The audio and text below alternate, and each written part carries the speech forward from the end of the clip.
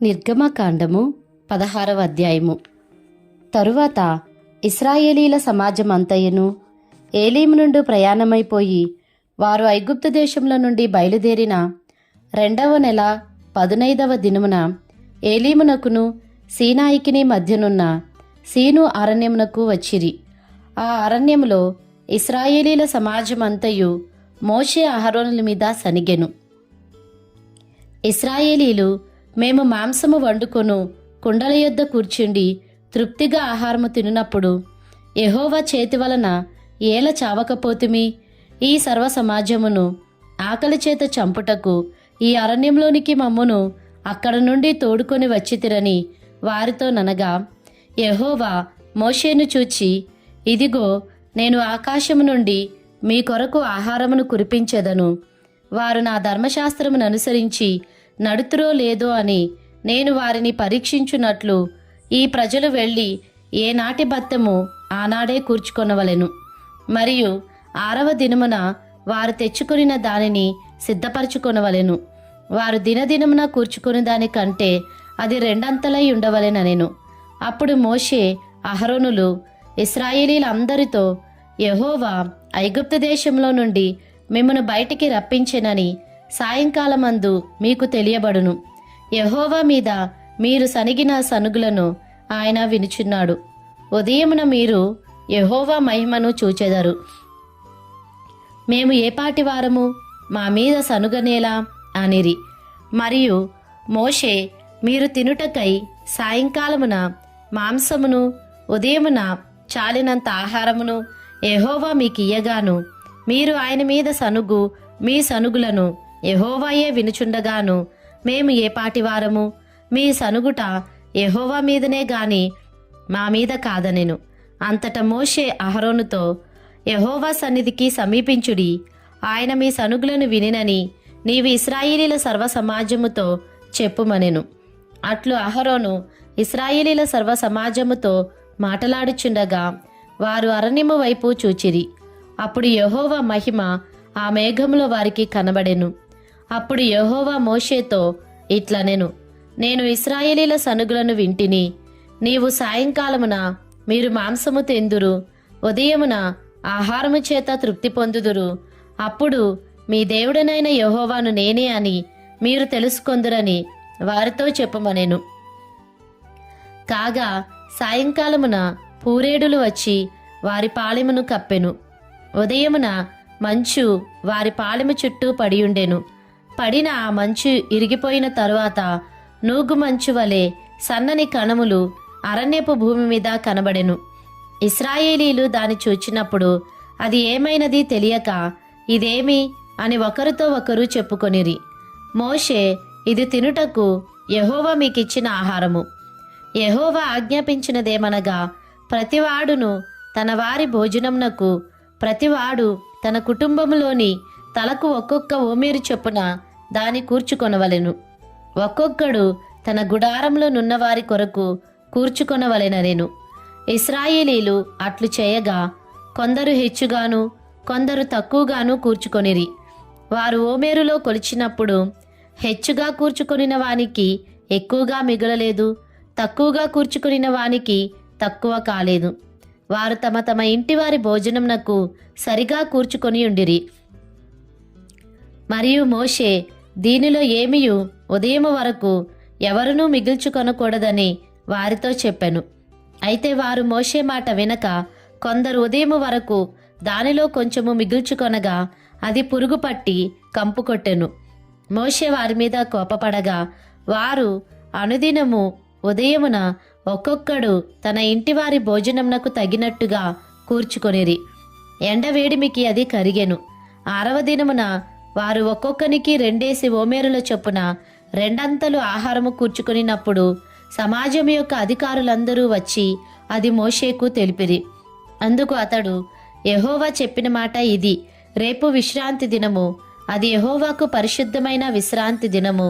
మీరు కాల్చుకొనవలసినది కాల్చుకొనుడి, మీరు వండుకొనవలసినది వండుకొనుడి, ఉదయము వరకు మిగిలినదంతయు మీ కొరకు ఉంచుకొనుడని వారితో చెప్పెను. మోషే ఆజ్ఞాపించినట్లు వారు ఉదయము వరకు దానిని ఉంచుకొనిరి. అది కంపు కొట్టలేదు, దానికి పురుగు పట్టలేదు. మోషే, నేడు దాని తినుడి, నేటి దినము యెహోవాకు విశ్రాంతి దినము. నేడు అది బయట దొరకదు. 6 దినములు దాని కూర్చుకొనవలెను. విశ్రాంతి దినమున అనగా 7వ దినమున అది దొరకదనెను. అట్లు జరిగెను. ప్రజలలో కొందరు 7వ దినమున దాన్ని కూర్చుకొని వెళ్ళగా వారికేమీయూ దొరకకపోయెను. అందుకు యెహోవా మోషేతో ఇట్లనెను, మీరు ఎన్నాళ్ళ వరకు నా ఆజ్ఞలను నా ధర్మశాస్త్రమును అనుసరించి నడువనొల్లరు? చూడుడి, నిశ్చయముగా యెహోవా ఈ విశ్రాంతి దినమును ఆచరించుటకు సెలవిచ్చెను గనుక 6వ దినమున 2 దినముల ఆహారము మీకు అనుగ్రహించుచున్నాడు. ప్రతివాడును తన తన చోట నిలిచి ఉండవలెను. 7వ దినమున ఎవడునూ తన చోట నుండి బయలు వెళ్ళకూడదనెను. కాబట్టి 7వ దినమున ప్రజలు విశ్రమించిరి. ఇశ్రాయేలీలు దానికి మన్నా అను పేరు పెట్టిరి. అది తెల్లని కొత్తిమీర గింజవలే నుండెను. దాని రుచి తేనెతో కలిపిన ఆపూపముల వలె నుండెను. మరియు మోషే ఇట్లనెను, యెహోవా ఆజ్ఞాపించినదేమనగా, నేను ఐగుప్తు దేశం నుండి మిమ్మును బయటికి రప్పించినప్పుడు అరణ్యములో తినుటకు నేను మీకు ఇచ్చిన ఆహారమును మీ వంశస్థులు చూచున్నట్లు వారు తమ యొద్ద ఉంచుకొనుటకు దానితో ఒక ఓమెరు పట్టు పాత్రను నింపుడనెను. కాబట్టి మోషే అహరోనుతో, నీవు ఒక గిన్నెను తీసుకొని దానిలో ఒక ఓమెరు మన్నాను పోసి మీ వంశస్థులు తమ యొద్ద ఉంచుకొనుటకు యెహోవా సన్నిధిలో దాని ఉంచుమనెను. యెహోవా మోషేకు ఆజ్ఞాపించినట్లు ఉంచబడుటకు సాక్ష్యపు మందసము ఎదుట అహరోను దాన్ని పెట్టెను. ఇశ్రాయేలీలు నివసింపవలసిన దేశమునకు తాము వచ్చు 40 ఏండ్లు మన్నానే తినుచుండిరి. వారు కనాను దేశపు పొలిమేరలు చేరువరకు మన్నాను తినిరి. ఓమేరు అనగా ఏపాలో 10వ భాగము. నిర్గమకాండము 17వ అధ్యాయము. తరువాత ఇశ్రాయేలీల సర్వసమాజము యెహోవా మాట చొప్పున తమ ప్రయాణములలో సీను అరణ్యం నుండి ప్రయాణమైపోయి రెఫీదీములో దిగిరి. ప్రజలు తమకు త్రాగ నీళ్లు లేనందున మోషేతో వాదించుచు, త్రాగుటకు మాకు నీళ్ళిమ్మని అడుగగా, మోషే, మీరు నాతో వాదింపనేలా, యెహోవాను శోధింపనేలా అని వారితో చెప్పెను. అక్కడ ప్రజలు నీళ్లు లేక దప్పిగొని మోషే మీద సనుగుచు, ఇదెందుకు? మమ్మును మా పిల్లలను మా పశువులను దప్పిచేత చంపుటకు ఐగుప్తులో నుండి ఇక్కడికి తీసుకొని వచ్చితిరనిరి. అప్పుడు మోషే యెహోవాకు మొరపెట్టుచు, ఈ ప్రజలను నేనేమి చేయుదును? కొంతసేపటికి నన్ను రాళ్లతో కొట్టి చంపుదురనెను. అందుకు యెహోవా, నీవు ఇశ్రాయేలీల పెద్దలలో కొందరిని తీసుకొని ప్రజలకు ముందుగా పొమ్ము. నీవు నదిని కొట్టిన నీ కర్రను చేతపట్టుకొని పొమ్ము. ఇదిగో, అక్కడ హోరేబులోని బండ మీద నేను నీకు ఎదురుగా నిలిచెదను. నీవు ఆ బండను కొట్టగా ప్రజలు త్రాగుటకు దానిలో నుండి నీళ్లు బయలుదేరునని మోషేతో సెలవీయగా, మోషే ఇశ్రాయేలీల పెద్దల కన్నుల ఎదుట అట్లు చేసెను. అప్పుడు ఇశ్రాయేలీలు చేసిన వాదమును బట్టియు యెహోవా మన మధ్య ఉన్నాడో లేడో అని వారు యెహోవాను శోధించుటను బట్టియు అతడు ఆ చోటికి మస్సా అనియు మెరీబా అనియు పేర్లు పెట్టెను. తరువాత అమాలేకీయులు వచ్చి రెఫీదీములో ఇశ్రాయేలీలతో యుద్ధము చేయగా మోషే యెహోషువతో, మన కొరకు మనుషులను ఏర్పరిచి వారిని తీసుకొని బయలు వెళ్ళి అమాలేకీయులతో యుద్ధము చేయుము. రేపు నేను దేవుని కర్రను చేతపట్టుకొని ఆ కొండ శిఖరం మీద నిలిచేదనెను. యెహోషువ మోషే తనతో చెప్పినట్లు చేసి అమాలేకీయులతో యుద్ధమాడెను. మోషే అహరోను హూరు అనువారు ఆ కొండ శిఖరం ఎక్కిరి. మోషే తన చెయ్యి పైకెత్తినప్పుడు ఇశ్రాయేలీలు గెలిచిరి. మోషే తన చెయ్యి దింపినప్పుడు అమాలేకీయులు గెలిచిరి. మోషే చేతులు బరువెక్కగా వారు ఒక రాయి తీసుకుని వచ్చి అతడు దాని మీద కూర్చుండుటకై దాన్ని వేసిరి. అహరోను హూరులు ఒకడు ఈ ప్రక్కను ఒకడు ఆ ప్రక్కను అతని చేతులను ఆదుకొనగా అతని చేతులు సూర్యుడు అస్తమించు వరకు నిలుకడగా ఉండెను. అట్లు యెహోషువ కత్తివాడి చేత అమాలేకు రాజును అతని జనులను గెలిచెను. అప్పుడు యెహోవా మోషేతో ఇట్లనెను, నేను అమాలేకీల పేరు ఆకాశము క్రింద నుండకుండా బొత్తిగా తుడిచివేయుదును గనుక జ్ఞాపకార్థముగా గ్రంథంలో దీని వ్రాసి యెహోషువకు వినిపించుము.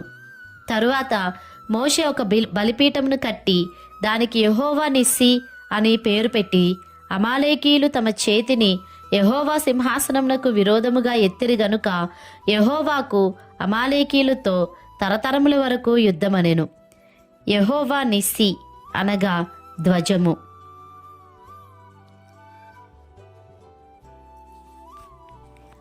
నిర్గమకాండము 18వ అధ్యాయము.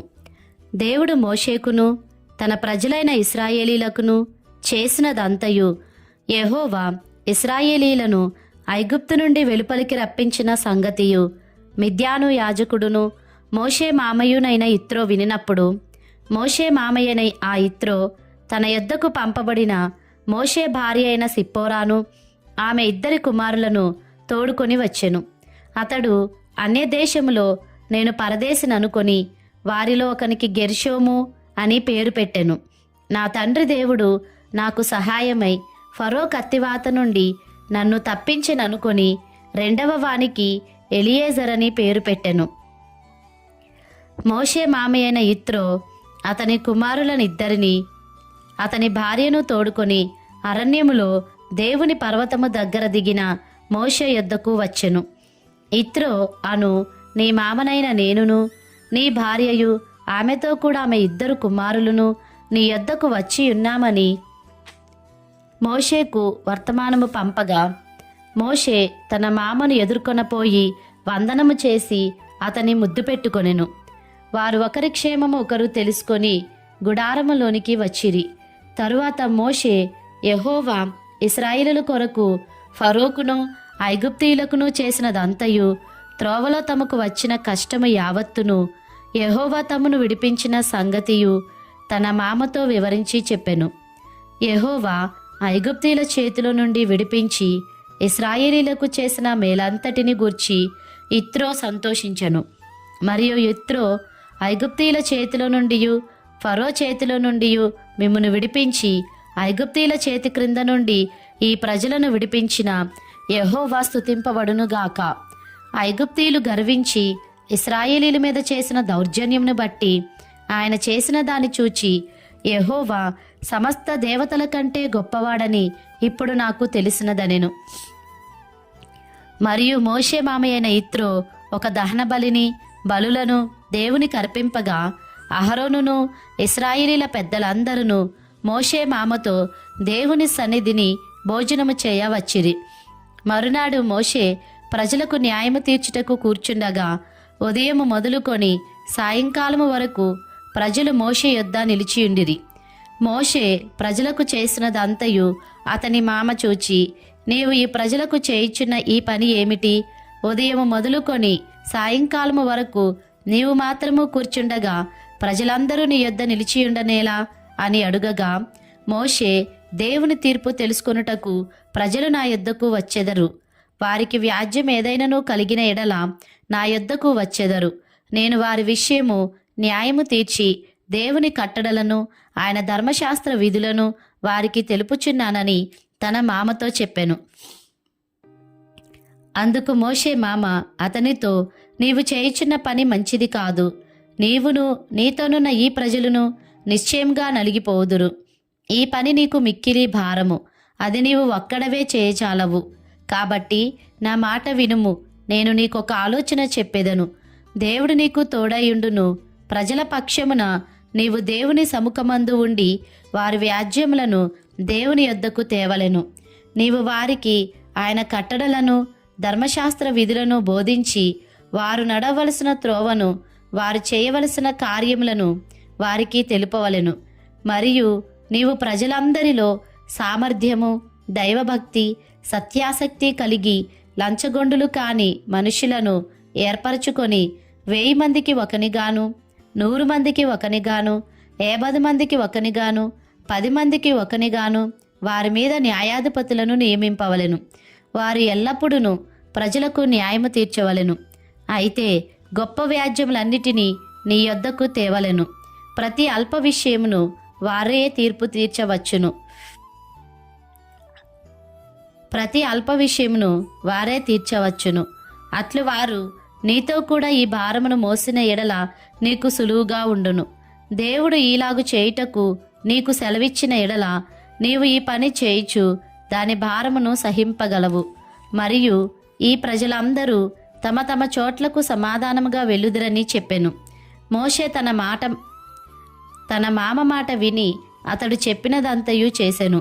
ఇశ్రాయేలీలందరిలో సామర్థ్యము గల మనుషులను ఏర్పరచుకొని 1000 మందికి ఒకనిగాను, 100 మందికి ఒకనిగాను, 50 మందికి ఒకనిగాను, 10 మందికి ఒకనిగాను న్యాయాధిపతులను ఏర్పాటు చేసి వారిని ప్రజల మీద ప్రధానులుగా నియమించెను. వారెల్లప్పుడూ ప్రజలకు న్యాయము తీర్చువారు. వారు కఠిన వ్యాజ్యములను మోషే యొద్దకు తెచ్చుచు స్వల్ప వ్యాజ్యములను తామే తీర్చుచూ వచ్చిరి. తరువాత మోషే తన మామను పంపివేయగా అతడు తన స్వదేశమునకు వెళ్ళెను. ఎలియేజరు అనగా దేవ సహాయము.